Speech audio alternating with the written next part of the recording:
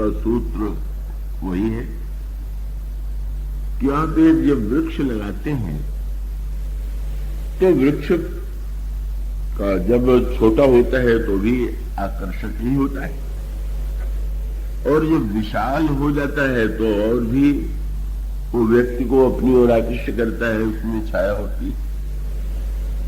लेकिन वृक्ष की वास्तविक परिणति तो तब हमारे सामने आती है जब उस वृक्ष में फल लग जाते हैं। वृक्ष लगता है फल के उद्देश्य से, और आपने कोई वृक्ष लगाया हुआ हो और उसमें फल ना आ रहा हो तो आपको थोड़ी निराशा होगी। आप निराश होकर के सोचने लगेंगे इतना विलंब क्यों हो रहा है फल में। तो ये जो फल है वही वृक्ष की अंतिम परिणति। तो जीवन का फल क्या है? कृपया निद्रा से सावधान पहले मैं कर दूं। तो जीवन की पहले तो कथा की सार्थकता जगने में है, और जीवन की सार्थकता की चर्चा अभी आपके सामने की जाएगी। तो जन्म तो फल सबल है,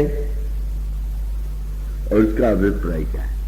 ये फल शब्द की ओर ही संकेत पहले भी किया गया। कईयों अगर देखें तो मनुष्य का जो जीवन है, अगर बहिरंग दृष्टि से देखें तो हम इंद्रियों के माध्यम से विषयों का आनंद लेते हैं। मनुष्य के जीवन में विषयों की आवश्यकता है, विषयों के बिना वह जीवित नहीं रह सकता है। किंतु विषय क्या जीवन का चरम उद्देश्य है क्या? क्या केवल विषयों का भोग कर लेना ही जीवन की चरम सार्थकता है क्या? कोई सूत्र मिलेगा। विवाह प्रसंग में विषयों का कितना सुंदर वर्णन, क्या नहीं है वहां पर? कैसा सुंदर रूप है, कैसे रस है, कैसी चारों ओर सुगंधें हैं, और उसके साथ साथ कैसे स्वादिष्ट भोजन के स्वाद का, विविध प्रकार के भोजन के स्वाद का वर्णन किया गया, और कैसा परस्पर आलिंगन है, मिलन है, स्पर्श है, सब है। पर सब होने के साथ साथ जो शब्द कहा गया कि रनिवास हास विलास रस, तो हास विलास और रस की सार्थकता तब है कि जब हम जन्म के चरम उद्देश्य को पालें।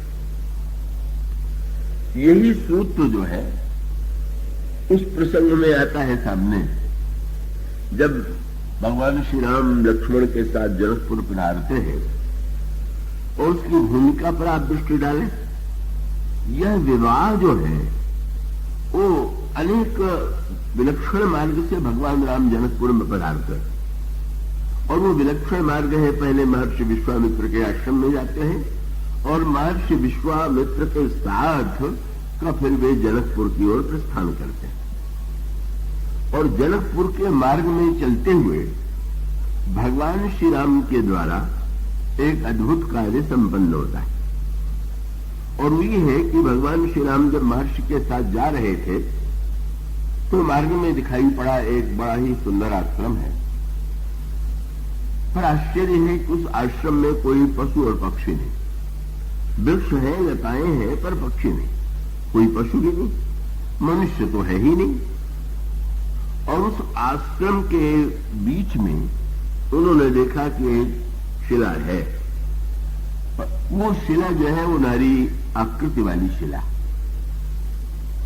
प्रभु ने महर्षि विश्वामित्र से पूछा, महाराज जी विचित्र दृश्य है, क्या आश्रम इतना सुहावना पर वहां कोई पशु पक्षी मनुष्य नहीं, इसका कारण क्या है? तो सभी का आश्रम एक दी खमग माही, खग मृग जीव जंतु को नहीं।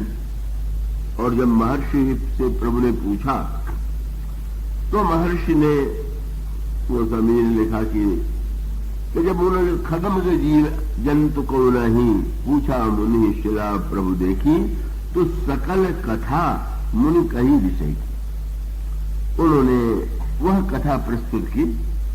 कब वो महर्षि गौतम की पत्नी अहिल्या कैसे पत्थर के रूप में परिणित हो गई। ये जो आपको नारी आकृति दिखाई दे रही है, ये महर्षि गौतम की पत्नी है और ये महर्षि गौतम के शाप के कारण शिला हो गई। और उसके साथ साथ एक अनुरोध भी उन्होंने जोड़ दिया। उनका गौतम नारी शाप बस उपल देह धरि धीर, चरण कमल रज चाहती कृपा करो होगी। राघवेंद्र रामभद्र, ये जो महर्षि गौतम की पत्नी है, उनका उद्धार, उनमें चेतना का संचार आपके चरण की धूल के द्वारा होगा। आप इनको चरण की धूल का स्पर्श करा करके धन्य बनावे। क्या रहस्य है। अब पहला कार्य जो भगवान श्री राम के द्वारा जनकपुर के मार्ग में संपन्न होता है, वो अहिल्या का उद्धार है। और इसका अभिप्राय क्या है। वो ऐतिहासिक अहिल्या जो महर्षि गौतम की पत्नी थी, वो तो त्रेता युग में थी। पर गोस्वामी जी विनय पत्रिका में प्रभु से कहते हैं कि प्रभु मैंने सुना है कि आपने त्रेता युग में अहिल्या का उद्धार किया था। प्रभु ने मुस्कुरा के पूछा कि आप तुम्हें विश्वास नहीं है क्या। मैंने सुना है तो ठीक ही होगा, लेकिन मैं तो प्रत्यक्ष प्रमाण चाहता हूं। प्रमाण क्या है चाहते हो।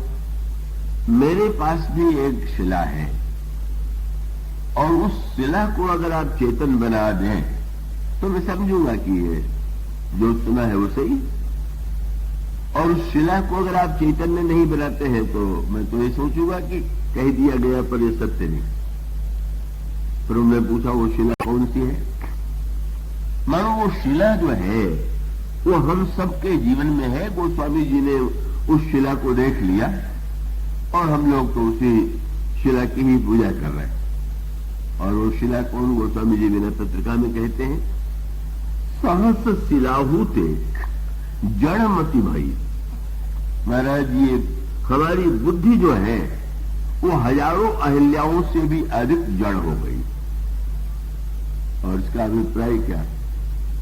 जो सूत्र कल आपके सामने रखा जा रहा था, भगवान शंकर ने कहा विचार करो, हृदय विचारो। और इसका अभिप्राय है कि जीवन में सबसे पहले बुद्धि की जड़ता दूर होनी चाहिए। और यह बुद्धि की जो जड़ता है, व्यक्ति कह सकता है कि हमारी बुद्धि तो जड़ नहीं है, पर गहराई से अगर वह विचार करके देखेगा तो उसको बुद्धि की जड़ता दिखाई देगी। और जब गोस्वामी जी ने कहा कि हजारों अहिल्या की अपेक्षा जड़ता है, तो उसका अभिप्राय यह है कि सबसे बड़ी समस्या जो मनुष्य के जीवन में है, भगवान ने बुद्धि दिया पर वो बुद्धि जड़ हो गई। उस बुद्धि में चेतना नहीं रह गई, बुद्धि में स्वयं निर्णय करने का अधिकार नहीं रह गया और वो बुद्धि जड़ होकर के एक स्थान पर पड़ी हुई। और ये अहिल्या जड़ जो हुई उसकी कथा आप जानते हैं। महर्षि गौतम की पत्नी अहिल्या परम सुंदरी, अद्वितीय विश्व में सुंदरी। और इंद्र ने जब उस अहिल्या को प्रारंभ में देखा तो इंद्र को यही लगा कि ब्रह्मा इस दिव्य सुंदरी को मुझे ही देंगे, क्योंकि वो स्वर्ग के अधिपति हैं, वहां अप्सराएं निवास करती हैं। इसलिए उनको यह विश्वास था कि अहिल्या का विवाह क्या स्वर्ग में अहिल्या भी शोभा प्राप्त करेगी। पर ब्रह्मा ने अद्भुत कार्य किया। अहिल्या अर्पित उन्होंने इंद्र को नहीं किया, अपितु महर्षि गौतम को किया। और वही सूत्र है का एक और इंद्र गौतम है जो त्याग में है, तपस्या में, और दूसरी ओर इंद्र है जो भोग में है। तो फिर वही प्रश्न है कि बुद्धि को भोग की दिशा में ले जाया जाए कि बुद्धि को तप और त्याग की दिशा में ले जाया जाए। तो वो बुद्धि के द्वारा हम नाना प्रकार के भोगों को प्राप्त करने के लिए ही तो प्रयत्न करते हैं। सारी बुद्धिमत्ता इसी में तो लग जाती है कि हमें अधिक से अधिक भोग सुख की प्राप्ति कैसे। तो इसका अभिप्राय है कि ब्रह्मा जो सृष्टि के रचयिता है, जो विवेक के देवता है, वे संकेत करते हैं कि नहीं भाई, बुद्धि का चरम फल ये नहीं हो सकता है। बुद्धि का जो चरम फल है कि वो मनुष्य के जीवन में भोग के साथ जो त्याग की वृत्ति को उन्होंने जोड़ दिया।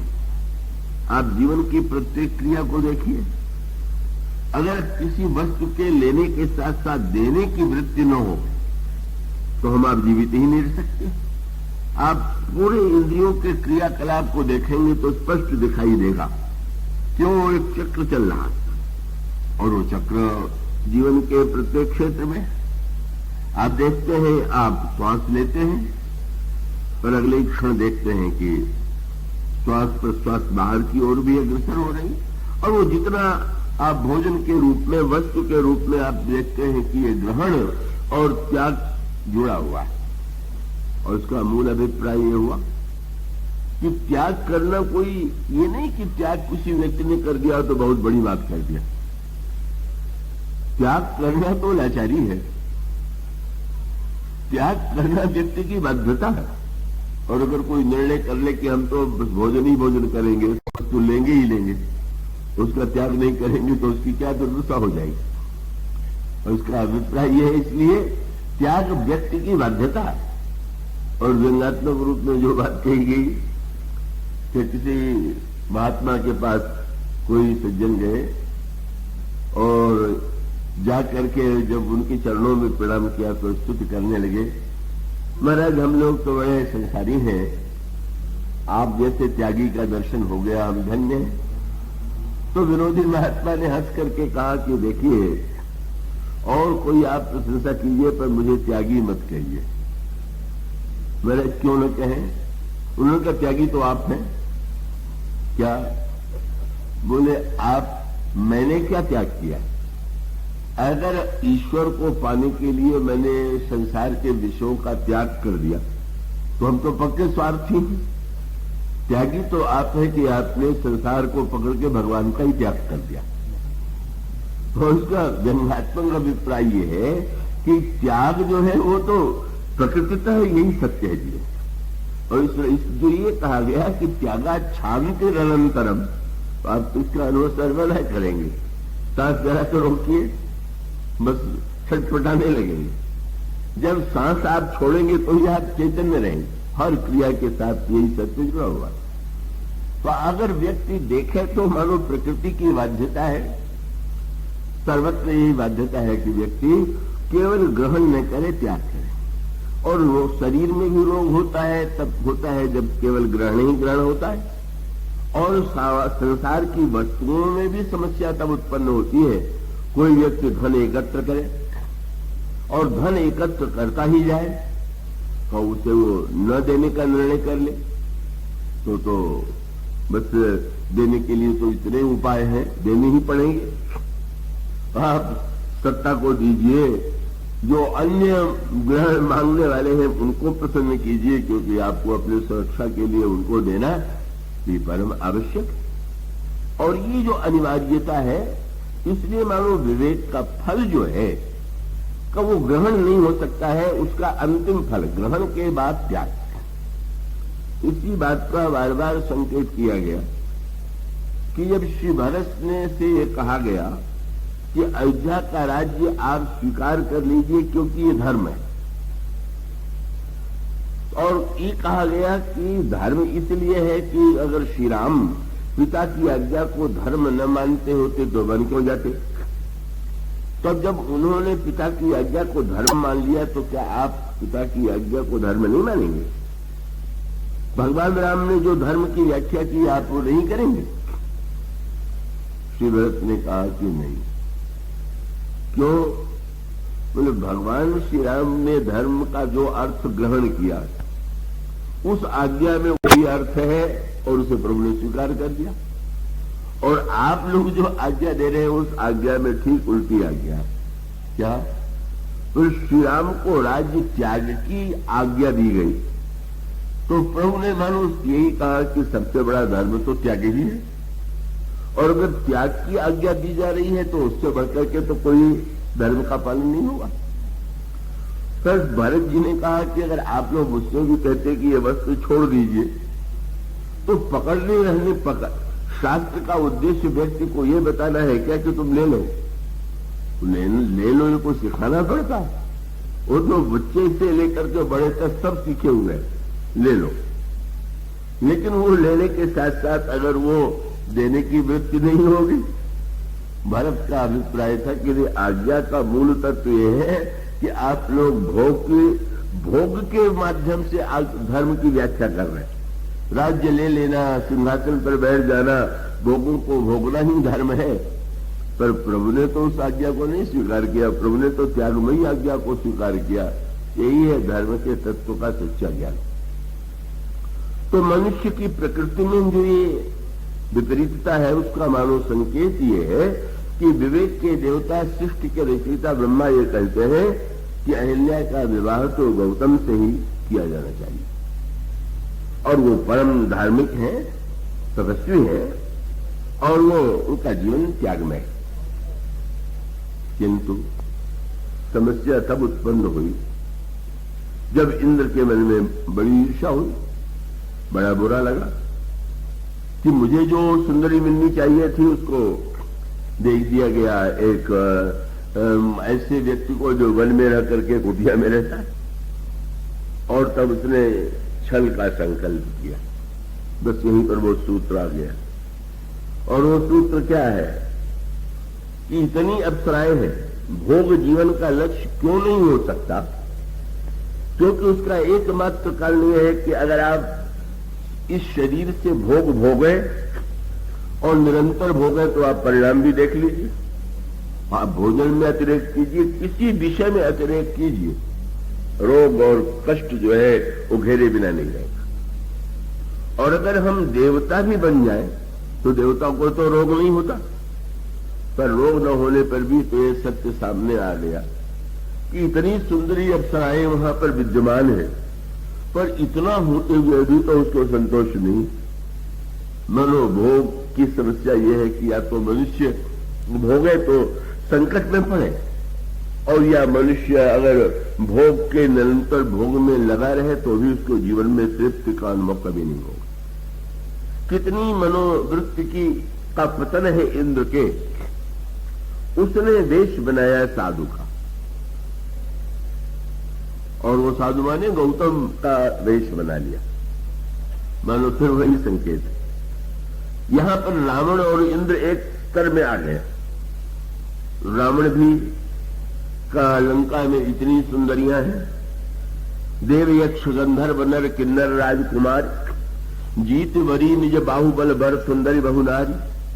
फिर भी रावण सीता जी के सौंदर्य का वर्णन शूर्पणखा से सुनता है, और उसके मन में उन्हें पाने की लालसा जागृत होती है, और जागृत होती है तो वो भी साधु का वेश बनाता है।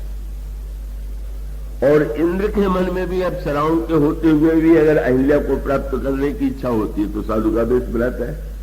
क्यों? बोले भोगी को भी पता यह है कि त्यागी दिखलाने पर जितना भोग मिलता है, भोगी बनने पर उतना भोग नहीं मिलता। माने इसका अर्थ है कि पूजा तो लोग त्याग की करते हैं। आप कह दीजिए कि मैं लेता हूं तो आपको लोग थोड़ा देंगे, आप कह दीजिए मैं तो कुछ नहीं लेता तो देने वालों की ऐसी भीड़ लगेगी।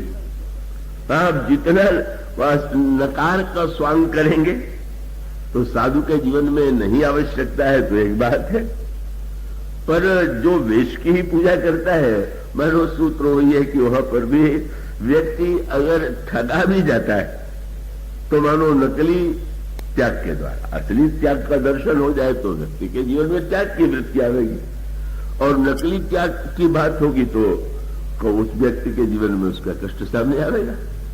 कैसी भी विचित्र विडंबना है। मैंने महान पुण्यात्मा इंद्र और पाप युक्त जीवन व्यतीत करने वाला रावण, मानो भोग की लालसा दोनों में समान है।